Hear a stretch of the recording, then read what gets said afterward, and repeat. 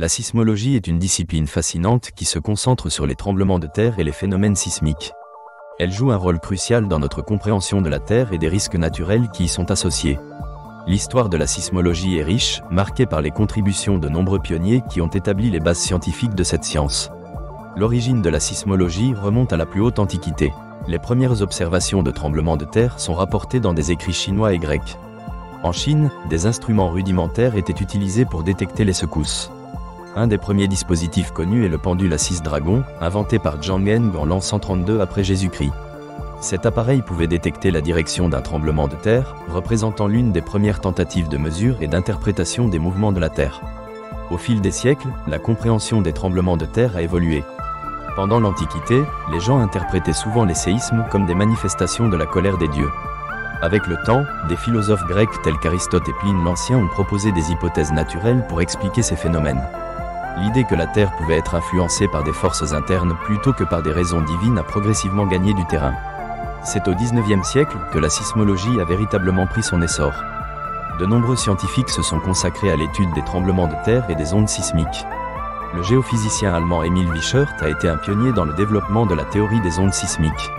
Il a proposé que les tremblements de terre résultaient de la libération soudaine d'énergie à l'intérieur de la Terre. Ces recherches ont conduit à une meilleure compréhension des ondes P ou longitudinales, et S ou transversales, qui se propagent à travers le sol. Un autre acteur clé dans le développement de la sismologie moderne est le géologue américain John Milne. Milne a joué un rôle essentiel dans l'amélioration des instruments de mesure sismique.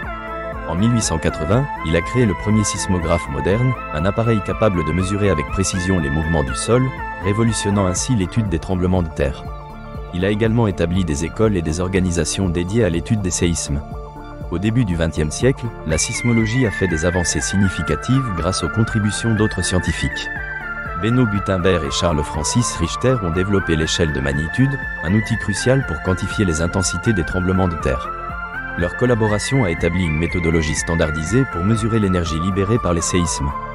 L'échelle de Richter, introduite en 1935, est encore largement utilisée aujourd'hui. Parallèlement, les tremblements de terre majeurs, tels que ceux de San Francisco en 1906 et de Tokyo en 1923, ont accéléré les recherches sur les mécanismes des séismes et les moyens de les prédire. Ces événements tragiques ont incité les chercheurs à travailler pour prévenir les pertes humaines et matérielles. Dans les décennies suivantes, la sismologie a continué à évoluer grâce aux avancées technologiques. Les outils de mesure et les méthodes d'analyse ont permis de mieux comprendre la structure interne de la Terre. Des études sismiques ont mis en évidence les plaques tectoniques, qui constituent la base de la théorie de la tectonique des plaques. Cette théorie a transformé notre compréhension de la dynamique terrestre en expliquant comment les mouvements des plaques peuvent provoquer des tremblements de terre.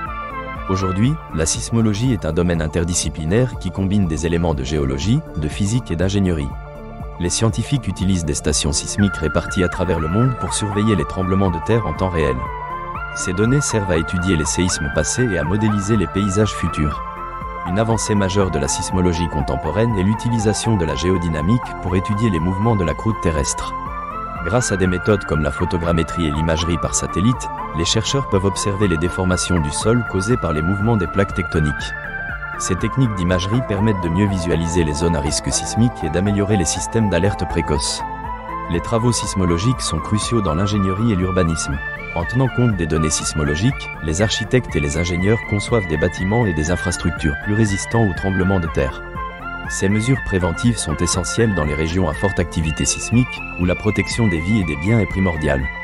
L'histoire de la sismologie est marquée par l'engagement de la communauté scientifique envers la sensibilisation du grand public.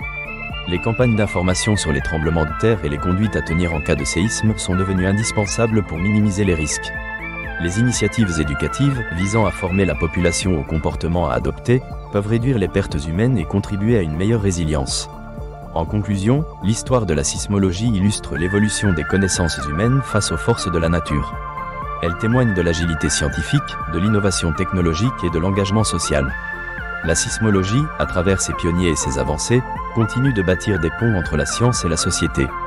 Elle nous rappelle que, malgré notre compréhension de la Terre, beaucoup reste à apprendre.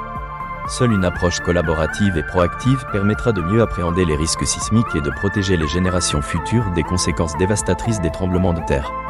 L'histoire de la sismologie représente un terrain fertile pour les futurs chercheurs, confrontés à des défis toujours plus importants dans un monde en constante évolution.